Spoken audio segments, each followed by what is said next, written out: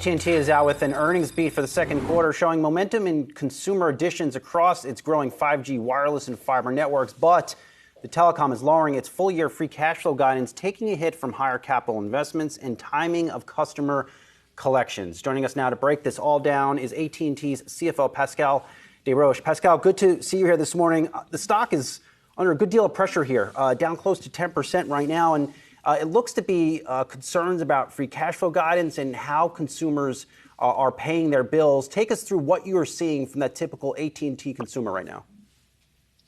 Hey, good morning, Brian. Good morning, everyone. Maybe a way to start, just taking a step back.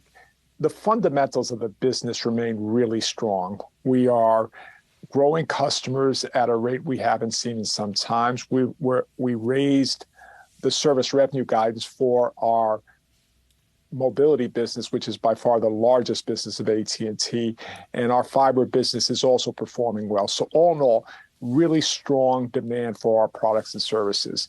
Our adjustment to our free cash flow guidance really reflects two items.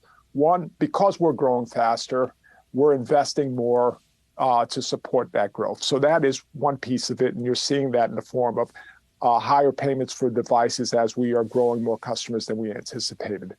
Two, we're seeing, and this is a recent phenomenon, we're seeing about a 2-day delay in collections for customer receivables. You know, our history would show that even in recessionary periods, customers pay their bills, albeit maybe a little slower than they do in normal, less stressed times, but they do pay it, especially when you consider the mission-critical nature of the goods and services. But those are the two factors that led to our adjustment of the free cash flow guide. With that said, I think the bigger picture here is customer demands for our goods and services remains really strong. Pascal, when you sit around the table and talk to your team about some of these trends in the past 6 weeks with the consumer, I mean, is this the first signs of a recessionary impact on your business? Yeah, again, I think it would be, I don't want to set off alarm bells because I think it's too early to say whether or not we are being impacted by a recession. You know, clearly, even in recessionary periods, and I think John Stankey mentioned this on the call today, that our customers still paid us even because of the critical nature of our services. We're still going to get paid. It's really slower than we've seen historically, but this recent trend is a more recent phenomenon, and I think it's too early to call whether this is just an aberration that will turn itself or whether it is indeed this a sign that the consumer is being strained. We haven't assumed that this comes back in the near term, so that's really the reason for, that's one of the reasons for the adjustment in our guide.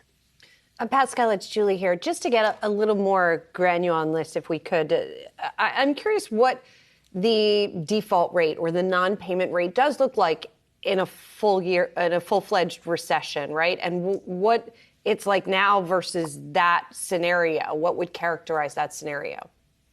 Here is the way I would characterize it. Overall, we are seeing delinquency trends and bad debt levels slightly worse than pre-pandemic levels, not nearly what we have seen in prior recessions. And even in prior recessions, the level of write-offs is relatively low in comparison to many businesses. Pascal, I wonder, what are some of the kind of preemptive measures that the company would work through or at least evaluate if signs of a recession started to show up more in the data? Would that mean closing unprofitable stores? Would that mean kind of pausing some of the network infrastructure investments even that you've been accelerating over these past couple of years? You know, here is the thing, the bigger context to keep in mind. We undertook a significant number of dispositions the last year, and we reduced our dividend. We took those very important and hard steps in order to really position us for investing in the long-term benefit, for long-term growth in this business. And that's exactly what we're doing. The investment cycle in this business is long-term, and to try to, in order not to be beholden to short-term changes, we wanted to buy ourselves much more flexibility in our model. And so what this allows us to do is even if we are in a period of economic stress, we can continue to invest in the long term, still cover our dividend obligations, and deliver an attractive return to shareholders. That's what we're set up for. With that said, in terms of how we're readying ourselves for in the event of a recession, look, this company has been under a restructuring the last several years. During that time, we have reduced our workforce. We are shutting down products and services that are no longer viewed as strategic, and we are reinvesting in other places, in other parts of our business that are growing. So we have been restructuring the business for the last 2 years. We are on track for delivering $4 billion of a $6 billion run rate savings by the time we exit this year. We have a $6 billion transformation program. We're on track to deliver $4 billion of those savings by the end of this year. So we feel really good that we have positioned the company to be ready for a time just like this. Do you envision a continued reduction in the workforce then with some of the work that you've already been doing? Yeah, look, we've said this at our investor day that there will be areas like some of our support services that we're going to continue to rationalize. We are shutting down portions of our legacy footprint that will come with dispositions of assets, reduction in some of the infrastructure. So that has been and will continue going. Pascal, lastly, I believe you're still looking for overall this year, $1 billion worth of inflation. Of course, continues to be a very challenging environment out there for all companies due to inflation. Do you envision having to try to push through more price increases to offset that? Look, as you know, Brian, we took the very painful step of having to increase prices to a portion of our customers, but I thought the way we went about it was very smart.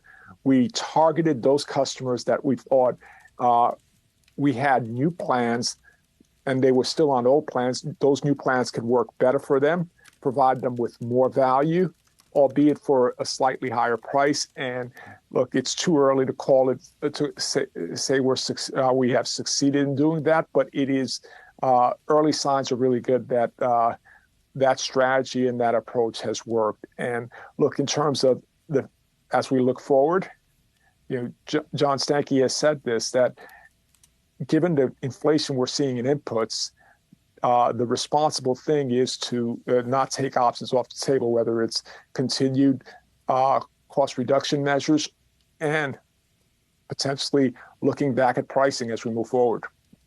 Pascal Desroches, the AT&T CFO, thank you so much for spending some time with us this morning. And we know it's a busy one for you. Thank you very much for having me. Thanks. Take care. All right, you take care.